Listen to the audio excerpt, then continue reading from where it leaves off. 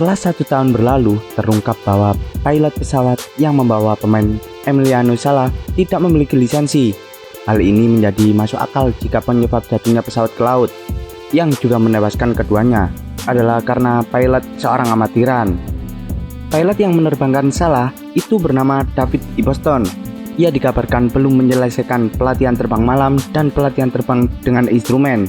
Padahal dua keterampilan terbang ini sangatlah penting, terutama ketika mengemudikan pesawat pada malam yang gelap dalam cuaca yang buruk.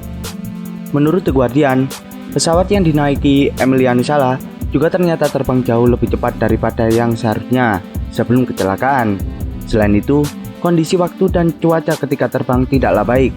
Oleh sebabnya, pihak penyelidik mengasumsikan bahwa pilot merasa kesulitan saat menangani kondisi mencekam tersebut. Penyelidik pun lalu menyimpulkan bahwa ternyata Iboston sendiri dibayar untuk menerbangkan Sala dengan status lisensi pilot pribadinya tidak diizinkan. Dengan fakta ini, cabang investigasi kecelakaan udara AAIB menyimpulkan bahwa kehilangan kendali adalah penyebab kecelakaan yang paling mungkin. Di satu sisi, fakta terbaru juga menyebut bahwa selain pilot, pesawat yang dinaiki juga tidak memiliki lisensi atau izin yang diperlukan untuk terbang.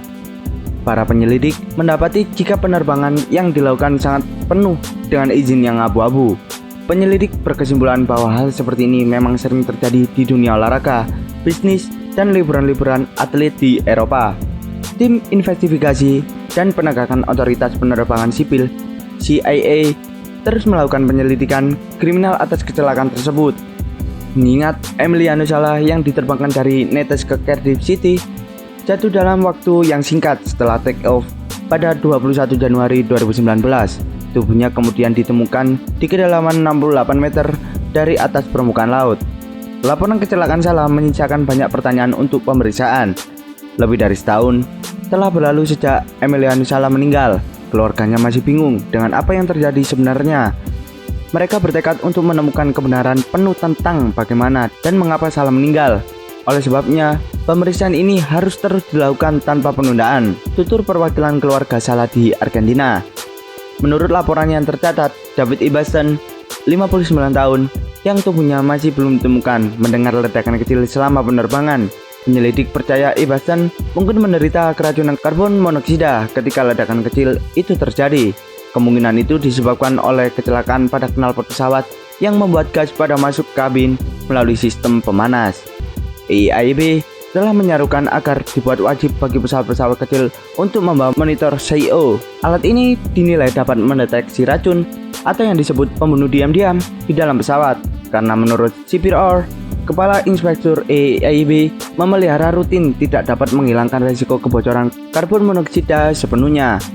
Melengkapi pesawat dengan perangkat yang diberikan peringatan akan keberadaan gas yang tidak berbau, tidak berwarna, dan mematikan ini akan memungkinkan pilot untuk mengambil tindakan yang berpotensi menyelamatkan nyawa. Kami tekankan juga bahwa menyewa pesawat yang tidak berlisensi untuk transportasi komersial itu membuat hidup orang dalam bahaya. Tanda CPR dikutip dari The Guardian. Sementara itu, laporan terakhir yang dilansir dari The Guardian menyebut bahwa Iboston mungkin bermanuver untuk menghindari cuaca buruk saat sebelum pesawat jatuh. Hal ini membuat pesawat dengan cepat jatuh ke arah laut dan pada menit terakhir, pilot mencoba menarik kendalinya. Kemungkinan ini, menurut penyelidik, menunjukkan bahwa bisa jadi Iboston sebelumnya masih sadar sebelum pesawat terjatuh. Tapi intinya, manuver percobaan ini menyebabkan tekanan sedemikian rupa sehingga menyebabkan sayap dan bagian ekor pesawat putus. Penyelidik lalu menyimpulkan bahwa pesawat terbang di kecepatan 245 knot pada saat kecelakaan, jauh di atas 203 knot, kecepatan maksimum yang diizinkan untuk pesawat. Laporan itu juga menyatakan autopilot telah didiagnosis memiliki kesalahan intermen.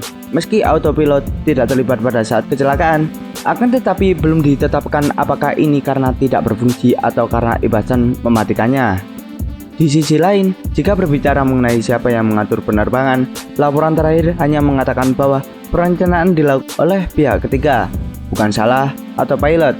Seorang juru bicara CIA lalu mengatakan bahwa dari sinilah tim investigasi akan melakukan pemeriksaan terkait kemungkinan terjadi tindakan kriminal di balik kecelakaan yang terjadi. Tim investigasi dan penegakan hukum CIA sedang melakukan investigasi kriminal ke dalam situasi kecelakaan ini. Tujuannya adalah untuk mempertimbangkan apakah ada pelanggaran penerbangan yang dilakukan atau ada kesalahan yang lain. Kami akan memberikan pembaruan segera setelah kami mampu melakukannya, ungkap jubir CIA. Laporan terakhir menyoroti sejumlah tantangan yang dihadapi CIA dalam menghentikan penerbangan sewaan yang izinnya abu-abu. Meluasnya penggunaan bebas pesawat dalam industri sepak bola secara lebih luas sudah menempatkan banyak nyawa dalam bahaya. Selamat tinggal salah, jasamu akan selalu dikenang.